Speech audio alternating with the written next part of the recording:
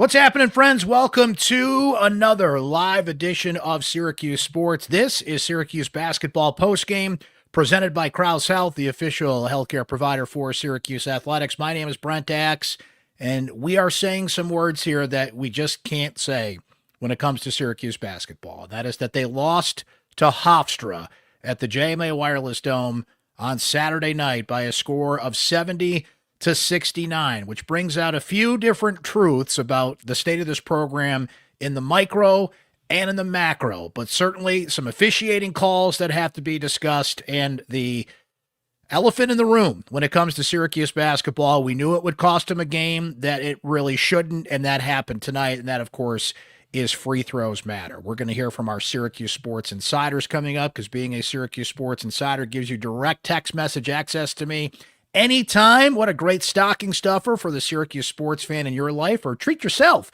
during this holiday season and become a Syracuse Sports Insider today. It's just $3.99 a month to sign up. You can try it free for 2 weeks and see what it's all about. To be a Syracuse Sports Insider, we're going to go to the secret voicemail line that our insiders know about coming up. We're going to hear from Brent Autry, Kiyan Anthony, Nathan George, and JJ Starling as we go along here as well. Let's go over a few truths with Syracuse basketball right now. Again, both in the macro and the micro. Number one, you cannot lose to Hofstra and expect me to take you seriously as an NCAA tournament contender. I know there's more season to go. I know there's more ground to be made up in ACC play. That is a no excuses thing. I don't care how good Hofstra is. Shout out to Hofstra. They're a good team. And our insiders know this. I mentioned this on Thursday's pod after the win over St. Joseph's as well. I've been warning our insiders all week. Hofstra's legit. Hofstra beat Pitt, and I know Pitt is not good this year, but that's still a CAA team beating an ACC team, which, by the way, they've now done twice this year. So credit to Hofstra. Speedy Claxton, good coach. Cruz Davis, great player. They got some great names on this team, by the way. Victory Anyatu, I believe is how you say his last name. I didn't hear it pronounced. He had 11 rebounds in this game, was a threat in the paint. Preston Edmeade is leading the CAA in assists right now. He had a couple of threes in this game. You had Jaden Roberts come in, go 3 of 4 from the three-point range. That's an NCAA tournament team that we watched. Oh, the irony of that conversation, by the way. Of the two teams on the floor at the JMA Wireless Dome tonight, the one that looked more like an NCAA tournament team was Hofstra, unquestioned. Right? So there is a truth in that. I want to make sure we speak to that right here at the beginning and say you cannot lose to Hofstra. Syracuse is now 6-4, is digging itself a considerable hole when it comes to its NCAA tournament resume, which, by the way, for those of you that have said, oh, you can't talk about this stuff and net rankings and this in December, yes, you can, because that's the game. Those are the metrics that you use. When the net rankings come out, Ken Pom and Bart Tovik and whoever you put your faith into, no matter what metric you use to make these decisions, it is a year-long conversation, right? It is a daily representation of where you stand in that conversation. That is the reality of college basketball today. So I just don't want to hear that nonsense. People on social media, wherever, get back to me in February with the net rankings. No. When you lose a game like this, Hofstra was 95th in the net. Syracuse was 81 in the net coming in. That's a quad 3 loss for Syracuse. You want me to save that conversation for February? No. I'm sorry. That's a giant red siren above you right now. You cannot lose to Hofstra, although, again, I want to give props to Hofstra. It's a well-coached team. Came in with the plan. Hofstra tonight, now Syracuse aided this, as we're going to get into in something that Brent Autry talked about, but you come in, shoot 12 of 18 from three-point range against Syracuse. Props to you. I have a feeling we're going to be watching Hofstra in the NCAA tournament and perhaps not Syracuse. So tip of the cap. I give you credit for how you won this game, but if you're Syracuse basketball, you cannot lose to Hofstra at home. That's a truth. Here's another truth about this game. The officiating in this game was just egregious. The officiating in this game was an embarrassment. If I was whoever you want to point to here, the ACC, certainly I'd be embarrassed tonight to be Tommy Morrissey. I would be embarrassed tonight to be Justin Porterfield, and I would be embarrassed tonight to be Adam Rohr. Is it Rohr? I don't even want to say his name right? You don't even deserve me to say your name right. That was embarrassing. The officiating in this game was abysmal. And I hate it. I hate it. When I don't know what I hate worse, if you just overcall a game and that's what affects the basketball game, or you miss a call so obvious, so blatant that the baby that won the baby race at halftime could make the call on. And I'm going to show you this. Shout out to my guy, Scott Schild, by the way, syracuse.com, ace photographer. Look at this. This is Kiyan Anthony driving to the basket at the end of the game. You can clearly see, without a shadow of a doubt, just in this photo, another great name, by the way, Biggie Patterson, that's number 0 there for Hofstra. What's he doing? He's fouling Kiyan Anthony. It is blatant. It is clear as day.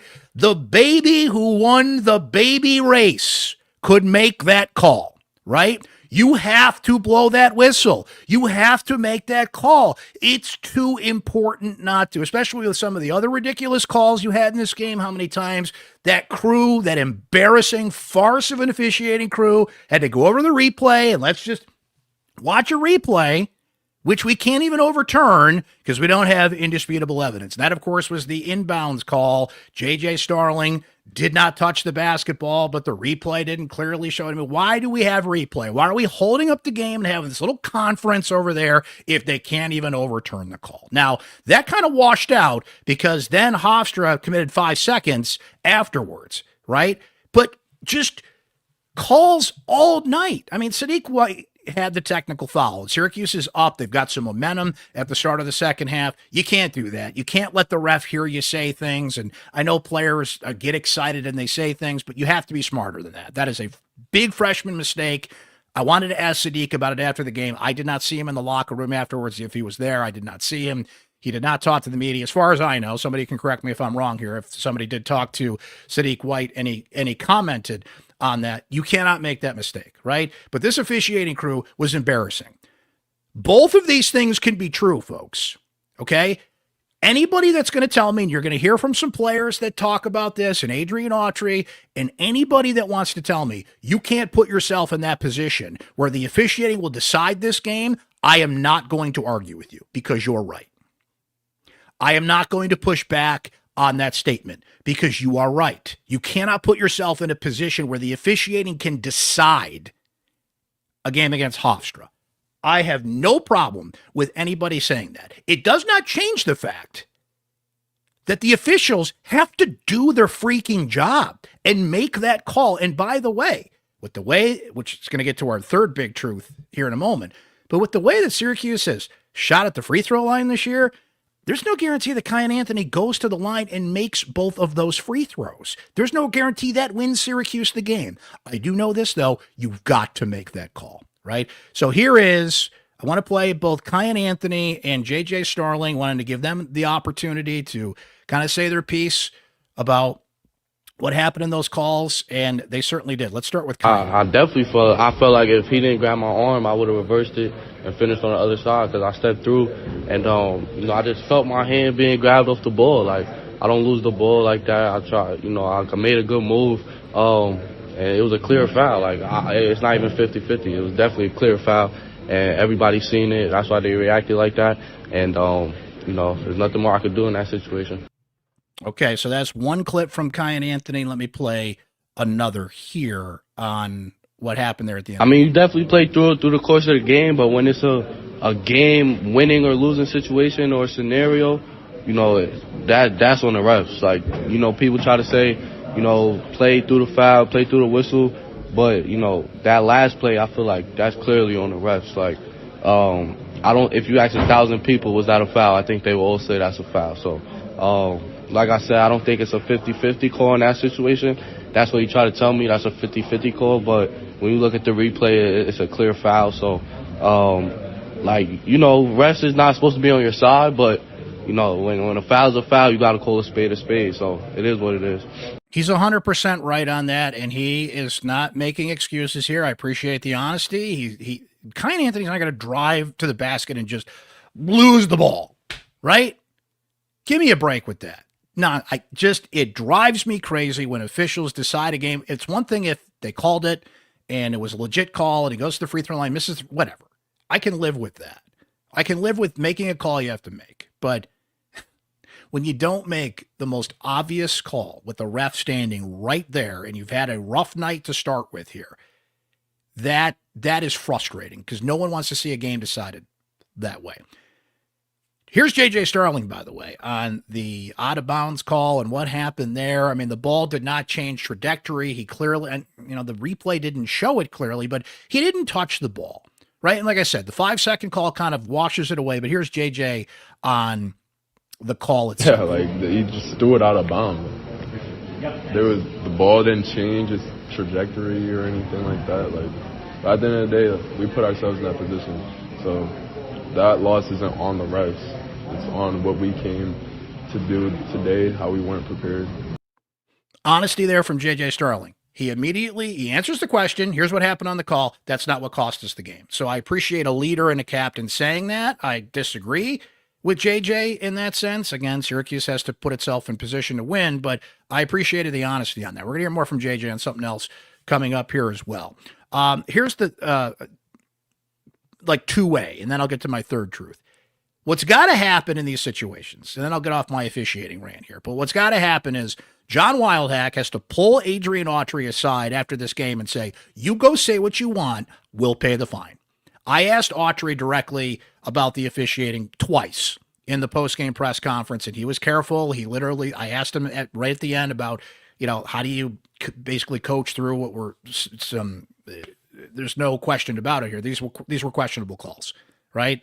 How do you get through that situation? How do you adjust to it? Because this was a game where you did have to adjust to the refs, right? And Autry said, I can't answer that question. I'd like to, and he deferred, all right? What's got to happen is Autry has got to be given the green light by John Wildhack to go to that press conference and rip that officiating apart, and we'll pay the fine. I've avoided doing this because I just don't want to inevitably fall into this trap. And if you know my history with Jim Boeheim, you know that the last thing I want to do is defend Jim Boeheim. But listen, there's no way Jim Boeheim lets that slide at a post-game press conference. And forget Boeheim. Dan Hurley, Rick Pitino, right? Give me a prominent coach in college basketball today. They don't even have to be a prominent coach. You don't even have to know their name. If that happened to Speedy Claxton, I don't think he goes to the press conference and lets it slide. Autry has got to take command of these things. There is no way that Jim Boeheim would let that slide at a post-game press conference, even if he did it in his sly Boeheim way to avoid getting fined, right? There is no way he lets that slide.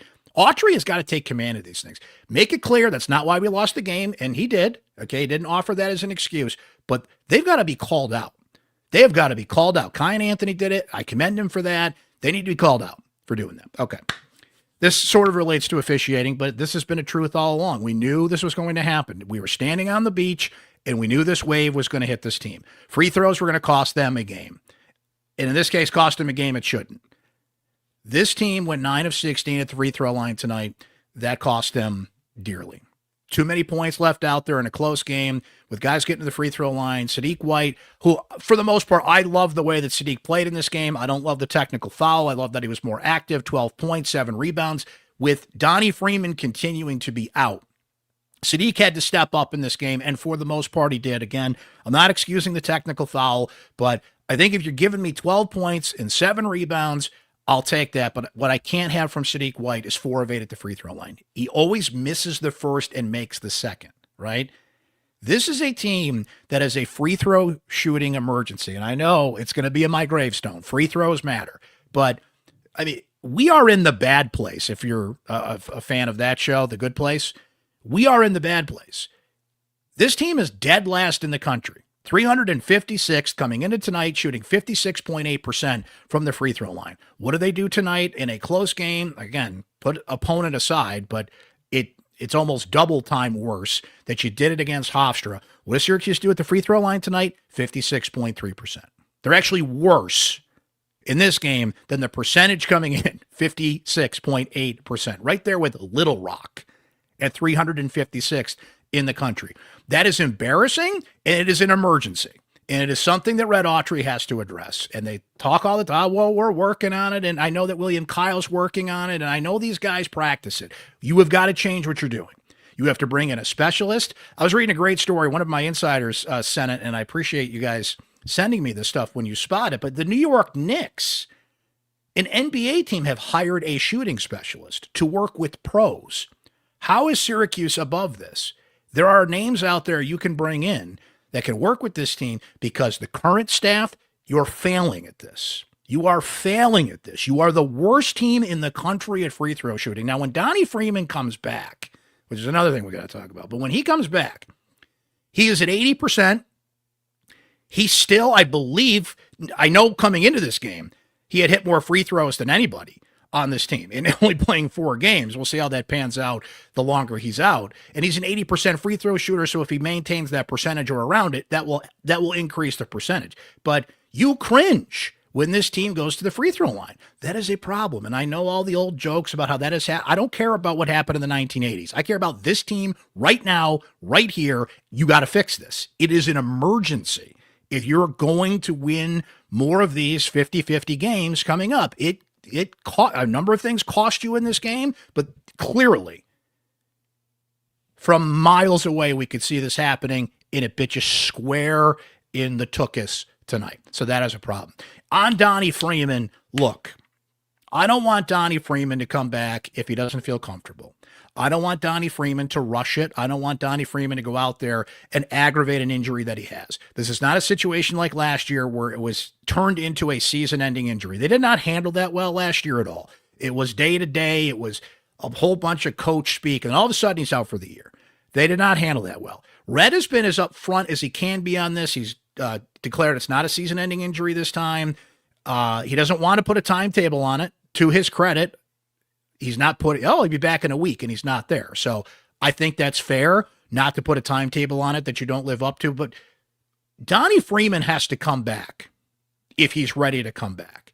I've heard that more of this is on his hesitancy from his camp to come out there too early, which is totally fair, by the way, okay? Because Donnie Freeman's got to think about his future as a basketball player, as a pro prospect, and all that stuff.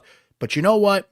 You're on this team right now, and this team needs you right now. So if you're ready to come back right now, you need to come back right now. You need to be on the floor against Mercyhurst on Wednesday. If you're 80%, put a number on it, okay? If you're being cautious, then let's put a timeline on it. Put a timeline on it. I'm going to shut it down until wherever and whenever. If you're not going to play this year, which I don't think is the case, all indications are Red has flat out said he will be back this year. Great. It's time to decide what's best for you and what's best for the team. And sometimes what's best for the team overrides what's best for you. Okay. Again, I'm not rushing him out there.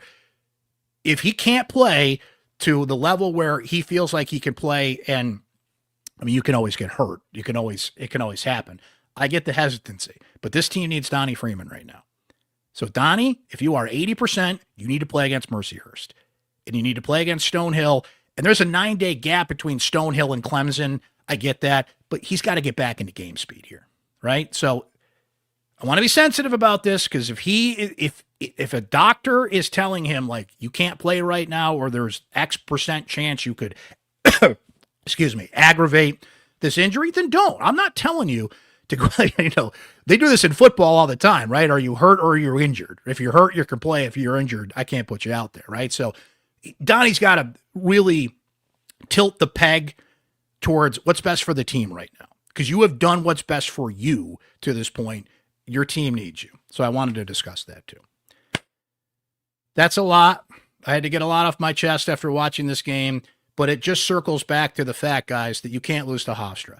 If you were somebody who was in full support of Adrian Autry running the show for Syracuse basketball, you might have tilted to on the fence based on what you saw tonight and the buildup to tonight. If you were on the fence, you probably have fallen on the other side. And what it is going to take is an Al Pacino Godfather, just when I thought I was out, they pulled me back in moment to get those people back, the people that are on the fence and the people that don't think Red is the right coach to run this thing, right? You're going to need an Al Pacino. Just when I thought I was out, they pulled me back in. I'd come up with the scenario. You beat Clemson, go on a run in the ACC. The first 4 ACC games after Clemson are all bottom teams in the league. But see, you lose the benefit of the doubt when you go out and lose to Hofstra and play the way you did Thursday against St. Joseph's, which, by the way, I gave that team a mulligan for, because there are just nights where everything's stacked against you.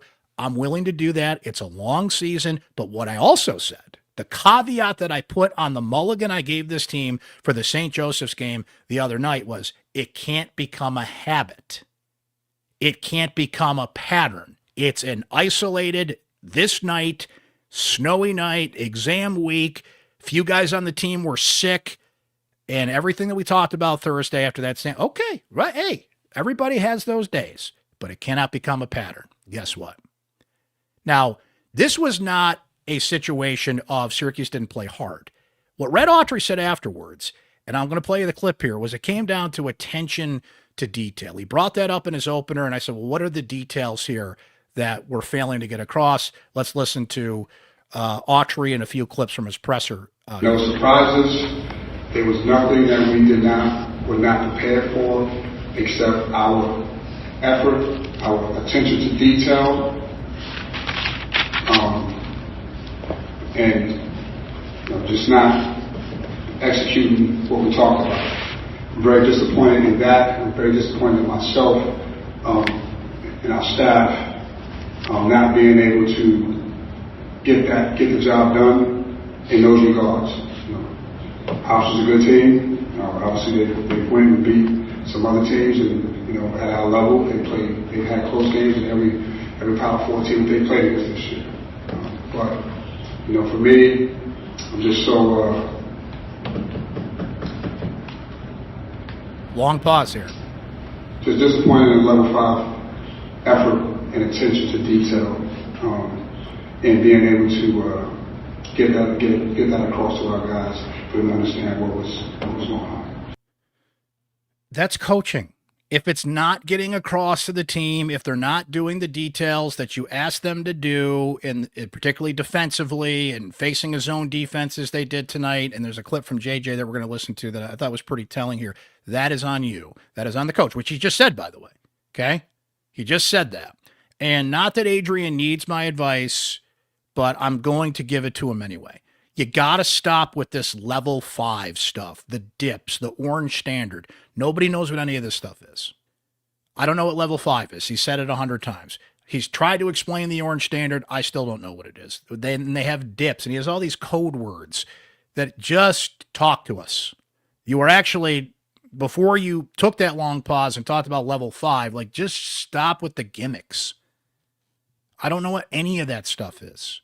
Right. And I don't think you need to use them. Maybe if that's the message you get through the team, sometimes teams need, look at Fran Brown's got dart. It works for him. I get that. Right. I'm willing to concede sometimes you need a philosophy to come back to, but clearly this level 5 thing, and what level are we on today? Is it 3.2? It's like Dave Portnoy's pizza reviews. I'll give today a 3.8.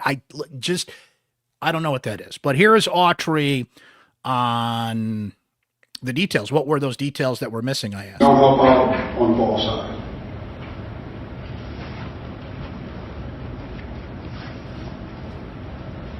We have certain things that we were going to do, we just didn't execute.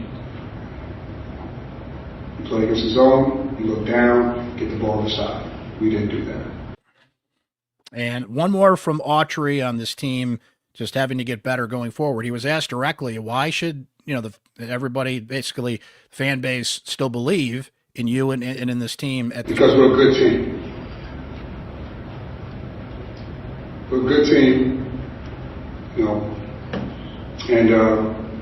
we will be a good team.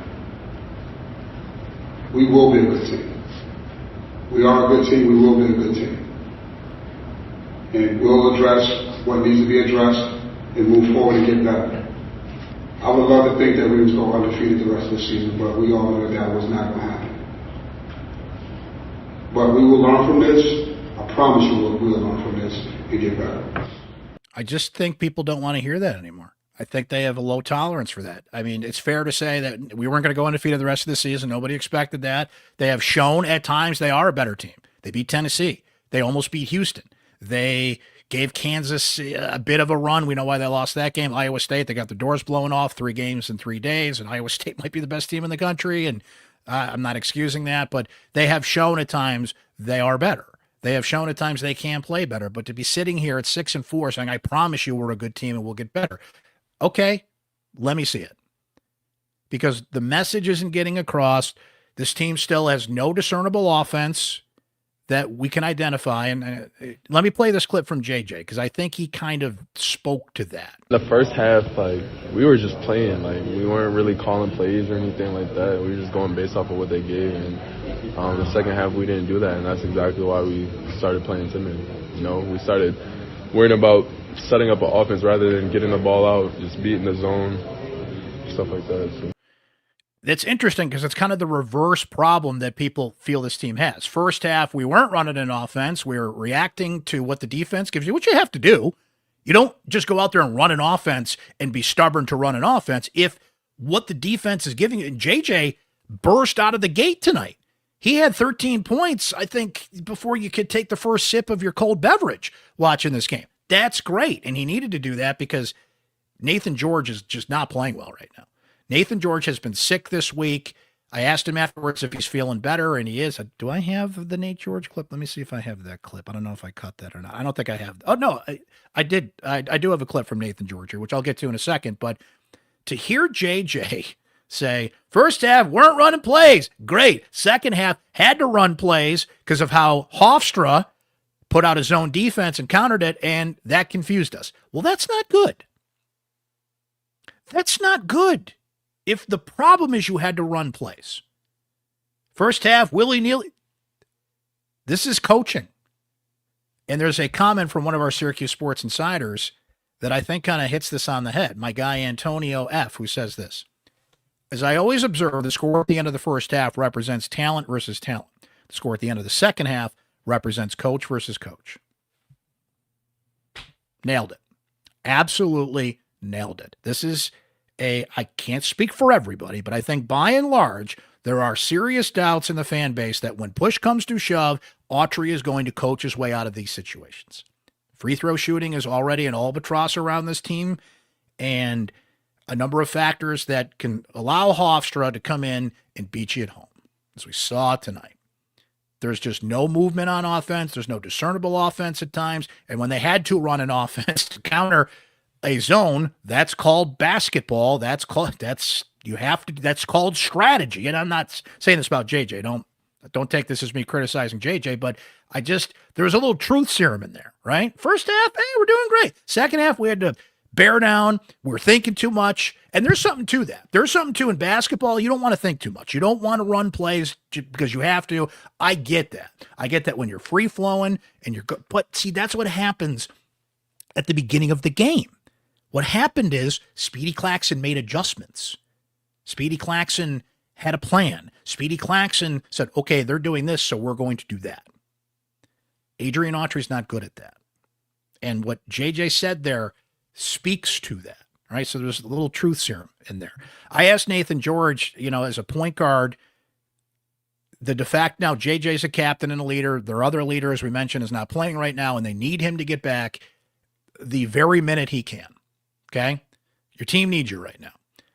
But Nathan George is the point guard. George has really been struggling. Now, to be fair, he has not felt well this week. I talked to him again in the locker room. He sounds awful. It's just, this guy's fighting something right now. A lot of people are getting the flu and cold season. It's kicking in. What do you do to kind of rally this team from a situation like this? Here's what he said. Just keep everybody's spirits high and energy, because one loss isn't going to dictate our season, and the guys know that. I'm going to keep emphasizing that to them and just keep our heads up and just keep getting better. You can hear it in his voice, by the way, that he's not feeling well.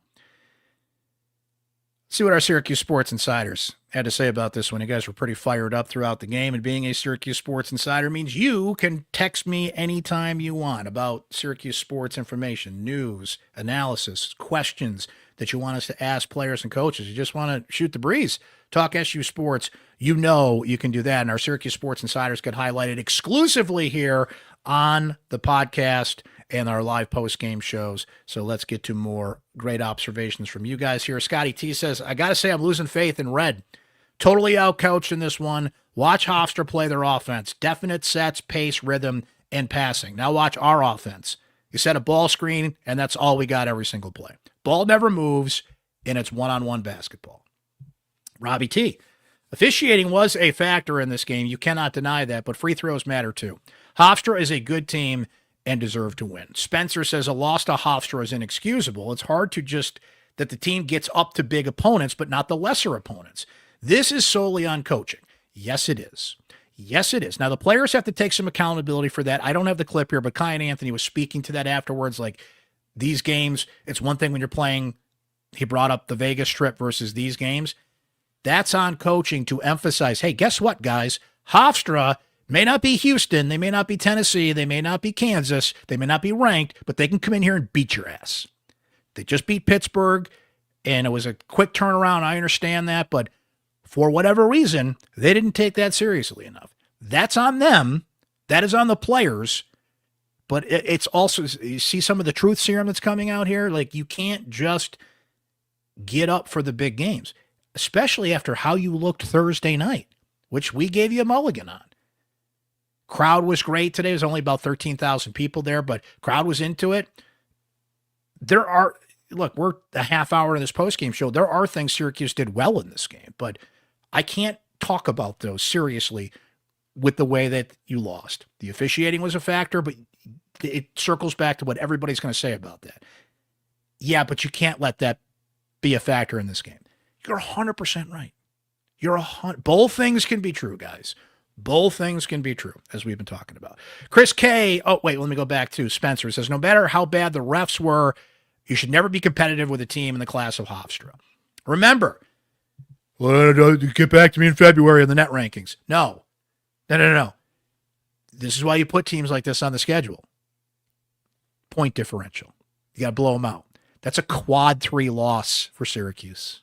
It's quad 2 win for Hofstra, I believe. So good for them. You can't lose a quad 3 game.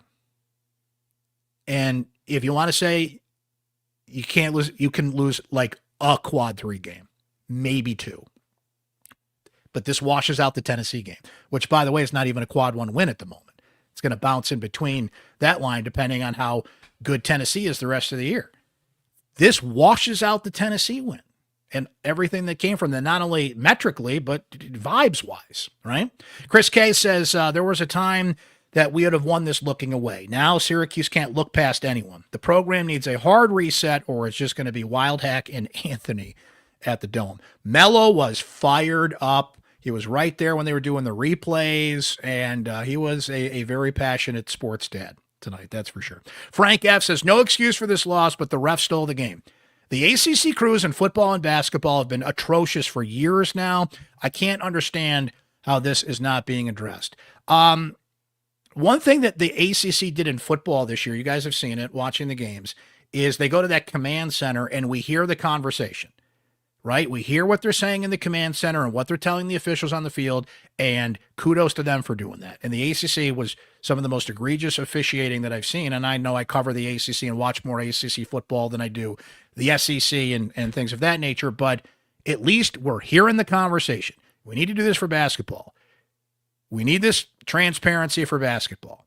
I need Tommy Morrissey at the podium after the game, too.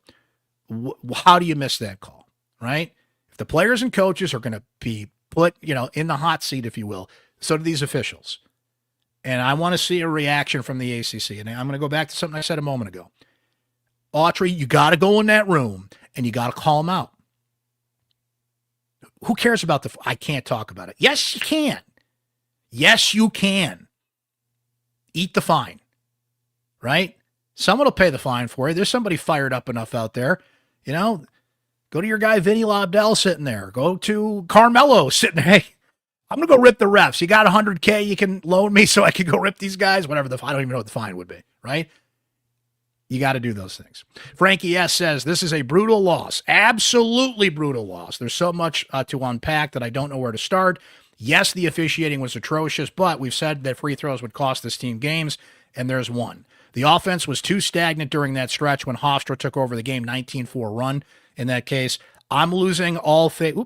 Popped out. I'm losing all faith in Red, even if they won this game. And as Eugene says, Syracuse has 21 games remaining before the ACC tournament.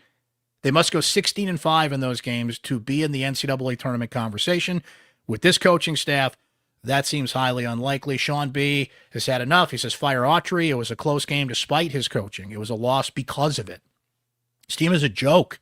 We are the Alabama of basketball. No excuse. Plenty of money, plenty of tradition, plenty of talent. Carmelo on the sidelines. He doesn't deserve to be there with these results. This is his team and his loss being Autry, not Carmelo Anthony. Pinch notes this: not having Donnie Freeman has really helped this team grow, and it's unfortunate that they lost to Hofstra, because when he's back, as long as he can form some chemistry, which I believe he can, and I think his comment got cut off there, but they can get back on track. Buddy P says, I saw minimal adjustments on offense to beat that zone. With the game on the line and lots of time to draw something up, they end up with Kyle holding the ball in no man's land, completely confused. But William Kyle, what more can you ask from this guy? The energy, the defense. He actually went to the free throw line in a clutch situation late in the game, hit both of those free throws. My man is working his tail off on that. He's getting better. He has just been a huge burst of energy for this team. 13.6 rebounds tonight. No issues with him whatsoever. But Buddy's right about being in that situation, right? So that's what our insiders had to say there. Let us go to the secret voicemail line and hear from a couple of you guys. Here's a voicemail number 1. Hey, Brett. Not that Jim B. Just, you kind of predicted it, where we'd be. We knew foul shots were going to lose some games for this team, and they did. And the same things we've been talking about all season. They don't have an identity on offense. When Hofstra went to zone, it was if we'd asked them to solve quantum physics. Just kind of standing around, and even throughout the game before the zone, it's one guy dribbling and 4 guys standing around watching them. What kept them in the game in the first half is they actually made a few shots. I put this loss strictly on coaching. Didn't make any adjustments. The number 5 player for them, Nate Kings, was covering them all game, but couldn't cover them. Even the guy had, 25 points and almost double-digit assists. Cruz Davis, right? And, absent something changing or making some different strategic or tactical moves, it's going to be a long season, and it's going to be rough in ACC play. That is voicemail number 1. Here is voicemail number 2. Brent, this is Jack in Pennsylvania, and I am done with Adrian Autry. I've been done with him for a long time. I've really had very little good positive to say about his coaching in his prior time at Syracuse before this game, but I feel like this just has to be the nail in the coffin. Because I don't care what he has to say about offensive ideas. The fact is, his ideas suck, and the offense sucks. And there is no reason that under his leadership, we should have multiple possessions playing against a 2-3 zone where the ball doesn't get inside the 3-point arc until less than 10 seconds to go, if that, or it just stays outside and a 3 gets fired up. It is a joke. It is ridiculous. It is elementary basketball that he can't seem to understand to coach these guys out of it. The defense is too good this year for the offense to be as bad as it is and lead to losses like this.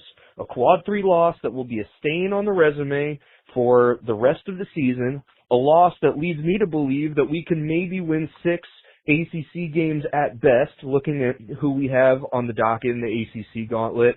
I am so tired of his coaching decisions, so tired of his lineup decisions. As much as we want to crown Kiyan Anthony, as much as we want him to be the guy, he's not there yet. He's not ready yet. And we keep seeing it in these clutch time situations, whether it's poor defense, poor offense, poor decision-making, turnovers, bad shots, whatever it is. And I understand that the officials were bad in this game, especially there at the end. 2 blatantly terrible misses by them. But the fact is that you can't put everything on the official when. Oh man, my man Jack was rolling there, and then the cell phone cut out there. But that just should have been the podcast, Jack. I wish I played your voicemail as the show, because you just encapsulated everything there, and I heard no lies in that statement. Think of the situation you're putting yourself in now. The season's not over, but think of the ground you have to make up with that stain on the resume, as you mentioned, convincing people that you can strategize when it matters. You've got this huge Achilles heel with your free throw shooting. I think Jack made an excellent point. This team is too good defensively to be so clueless on offense, right? Kiyan wants to be the man. He wants to take, and it was either him or JJ basically that was going to take the ball to the rack there, and ended up being him. He got fouled. Should have got to the free throw line. But this team, when Red talks about these details, and it's not translating. That's coaching. There are things you got to put on the players, but that is coaching. And it's not just Red, it's the entire staff. Something's not getting there, right? So now think of the ground you've got to make up. Eugene laid it out there, 16-5 the rest of the year. I don't know if you have to be that good, but the margin for error is the walls are coming in on you there. That's what losing to a team like Hofstra does. Not only metrically, but the belief that people have that you're going to be the guy that's going to dig them out of this hole, right? You are losing time on that. This was a critical season for not only Syracuse, just on, what was on the line, but it was a critical season for Autry to get it. This is your team. These are your guys. You went out, got this team last year, failed experiment this year, better team, spent money, better players, everybody on paper, good recruiting, right? The legacy in Anthony. Sadiq White looks to be a player that's going to play in the league someday. William Kyle has been terrific. Like, they have done things with this roster that say, yes, that's what you do. Alex Klein did a lot of that. Alex Klein went out and targeted those players, found those players, scouted those players, right? But eventually you got to coach them. It's funny. I was watching, of all things, I was watching the movie Draft Day the other night, which is, it's not as good as I think it is until it gets to the last 45 minutes when he's making trades and just he's cooking. The first part of that movie beforehand is dreck. It is terrible, and Jennifer Garner has way too much screen time, and I can rant about that movie all day. Point being, there's just a great exchange in that movie when you got Kevin Costner, who plays Sonny, and he's talking to Dennis Leary, and the coach of the Browns of that team is like, I build the team, you coach the team. Well, I think that's what we're kind of seeing with what happened here. Alex Klein built the team. Now Autry's got to coach the team. And what's happening is people are losing their faith in that long-term, you're going to be the guy that can do that. And this game is a prime example of what can go wrong. He's talking about attention to detail and level 5 and all this stuff.